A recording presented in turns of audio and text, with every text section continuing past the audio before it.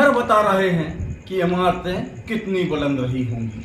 हम किसी पुरातात्विक धरोहर की बात नहीं कर रहे, हम किसी इतिहास के भवन के सामने की बात नहीं कर रहे, बल्कि हम बात कर रहे हैं चंद सालों पहले निर्मित यह भवन की, जो अब खंडहर हो गया है। इसकी छतें अब जमींदोज होने लगी है। हम बात वर्तमान की कर रहे हैं, इतिहास की नहीं। और हम बात साथ में यह भी कर रहे हैं कि इस क्षेत्र के राजनीतिक भूगोल का कचरापन इतना है कि यह नई नवेली बिल्डिंग जो निर्माण के समय से अस्तित्व में आने के समय से लेकर आज तक पिछले 8-10 सालों के बीच में ही खंडहर हो गई।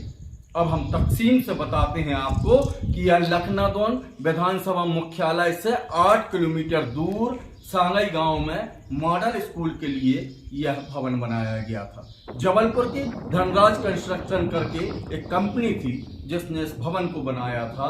और एक मजेदार बात हम आपको बता दें कि 8 से 10 साल हो गए जब इस भवन का भूमि पूजन हुआ और जब इसका लोकार्पण हुआ, उसके बाद मॉडल स्कूल की संस्था यहाँ पर नहीं लगी। मॉडल स्कूल की संस्था की क्या बात करें, इस भवन में किसी भी तरह की कोई शासकीय गतिविधियां नहीं हुई। रख रखाव के अभाव में और निर्माण का गुणवत्ताहीन होने के कारण यह भवन अब जर्जर हो गया है। क्या पता शासकीय अभिलेखों में इस भवन का नाम दर्ज है कि नहीं, यह भी शोध और खोज का विषय है।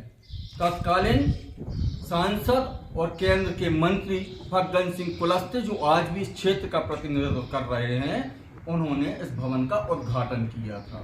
यहाँ पर उस समय लोगों ने थोड़ा बहुत विरोध किया था। अब आज उस विरोध के स्वर को ढूंढने से भी नहीं मिल रहा था। मंत्री जी ने आश्वासन दिया था कि बहुत जल्द ये कमियों को दूर कर लिया जाएगा। और आज अपने अस्तित्व से आने से बाद और आज जब यह बिल्डिंग खंडहर होने को है, इस भवन का कोई माई बाप नहीं है। उस समय भी जो अधिकारी थे, जो ठेकेदार थे, उन्होंने तमाम विरोध के बाद इस भवन के स्ट्रक्चर को नहीं बदला। इस भवन में जो गुणवत्ताहीन काम हो रहे थे वह भी नहीं बदला।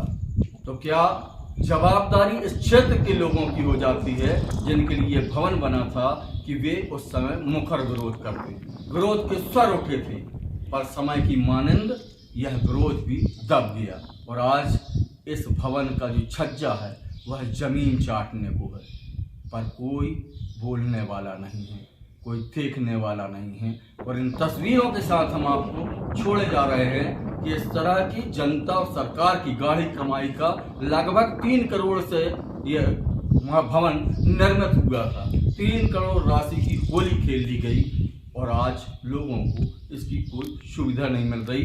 बच्चों के जिस उज्जवल भविष्य की बात कहकर यह भवन बनाया गया था, आज वह भी साकार होता नहीं दिख रहा है।